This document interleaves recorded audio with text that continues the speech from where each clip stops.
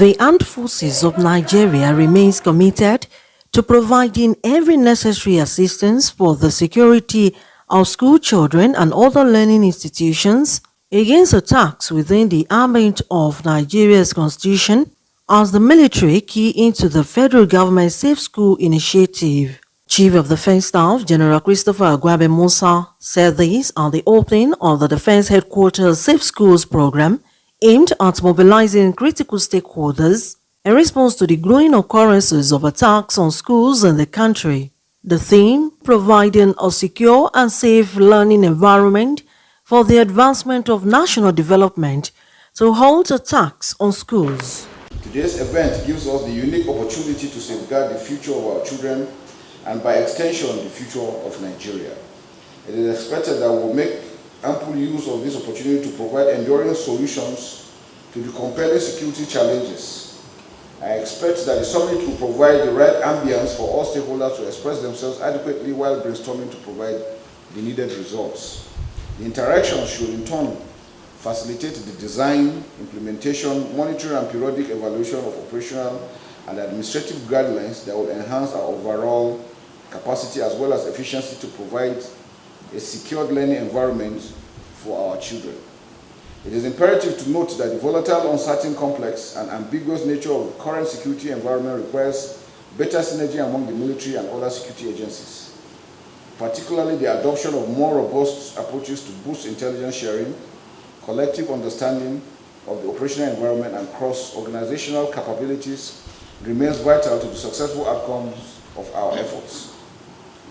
To this end, the Armed Forces of Nigeria remains committed to providing every necessary assistance for the security of school children and other learning institutions against attacks within the ambit of Nigeria's constitution. Equally, the Armed Forces of Nigeria will be launching a standing operation procedure during this summit to support its operational activities in this regard. The standing operational procedure will provide necessary guidelines for members of the Armed Forces to implement the Safe Schools Initiative program within the confines of international and national laws. The keynote speaker, a former Chief of Defense Staff, General Martin Luther Agwai, retired, said the incessant attacks on the country's education system, adoption of pupils and students, as well as general insecurity, have been contributing to the high number of out-of-school children. The CDF and his team showed the commitment of the armed forces and its resolve to uphold the principle of human rights, dignity, and the right to education as enshrined in our national constitution, also by the International Humanitarian Law, IHL, as well as the Safe School Declaration to which Nigeria is a state party. The Safe Schools Summit and the development of the SOP with other agencies reflect the Army's collective commitment to upholding the sanctity of education and creating a conducive environment for teaching and learning. In a separate goodwill messages, stakeholders commended the Armed Forces of Nigeria for proactive measures into the federal government's Safe School initiative to end incessant attacks on schools. Lisa Chung-Bender, and I am the new Executive Director of the Global Coalition to Protect Education from Attack. As you know, Nigeria is a Safe Schools champion, and the Nigerian government has set an example for the world through its hard planning and policy work. Nigeria's national policy for safety, security, and violence-free schools and its National Safe Schools Response Coordination Center are commendable. Its training manual for security agencies may be the first of its kind, and the hundreds trained are building a protection movement across the country. But let me begin by saying that this effort by the armed forces to revive and strengthen the Safe Schools initiative, including the role of the armed forces, could not have come at a better time. I want to strongly commend you for it. As most people know, this initiative was started under His Excellency former President Goodluck Jonathan at the time of the unfortunate incident of the Chibok girls.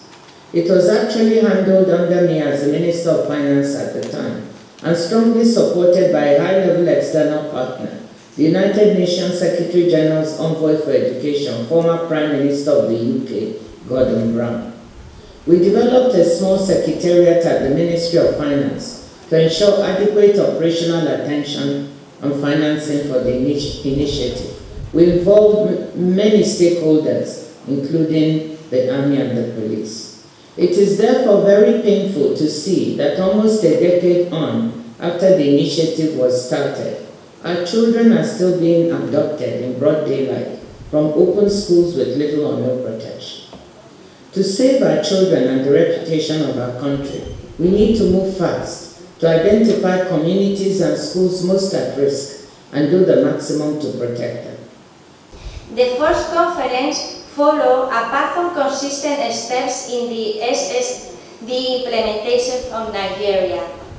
There are ongoing legislative initiatives, legal changes, budgetary provisions, as well as national policy and guidelines put forward with the involvement of the Nigerian relevant authorities, Ministry of Defense and Armed Forces, Ministry of Education, Ministry of Finance, Ministry of Foreign Affairs, Defense and Security Civil Corps. The National Coordinator Financing Safe School Initiative said the summit was a component of the National Plan for the Safe School Initiative.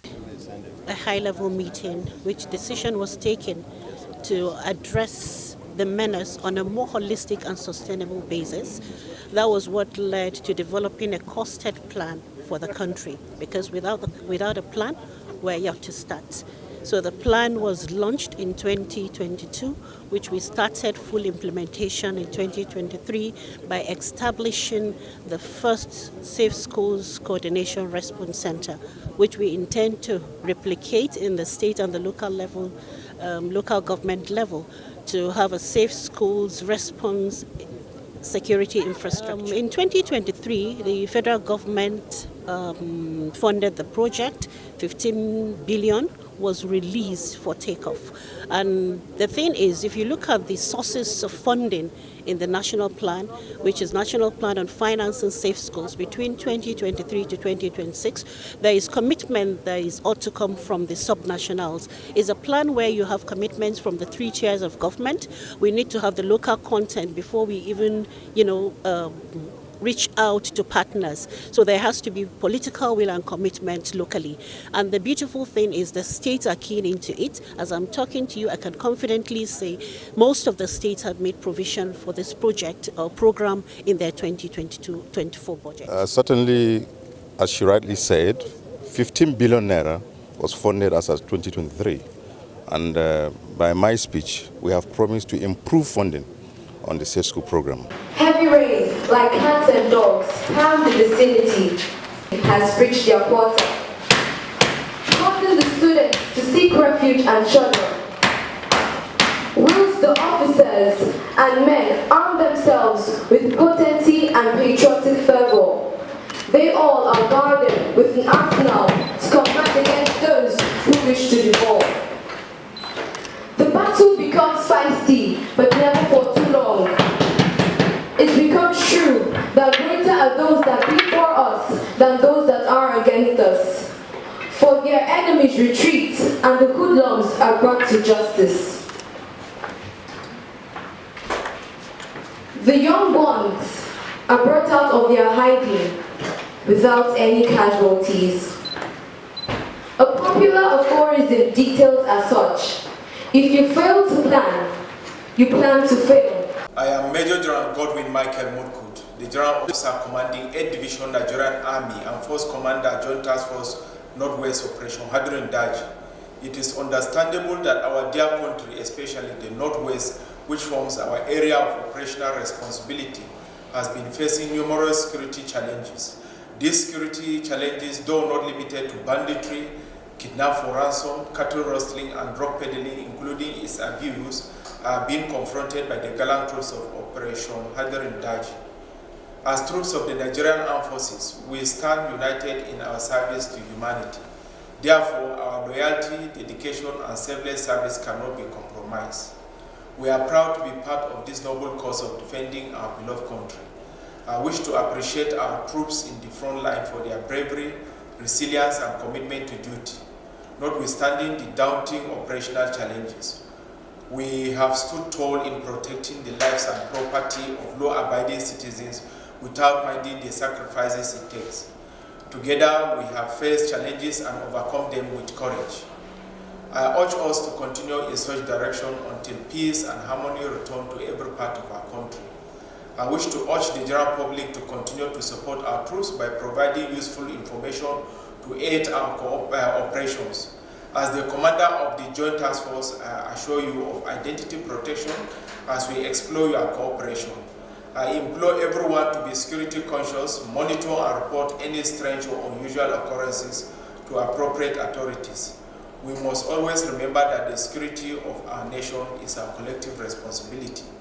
Thank you and God bless. The implementation of the National Plan in 2023 will take off of grants of 15 billion naira, heralded Nigeria government commitment to address the challenge. With the Safe Schools Summit and the development of SOP, it will reflect the Armed Forces of Nigeria collective commitment to upholding the sanctity of education and creating conducive environment for teaching and learning to thrive. Olayemi Esun, First by TV.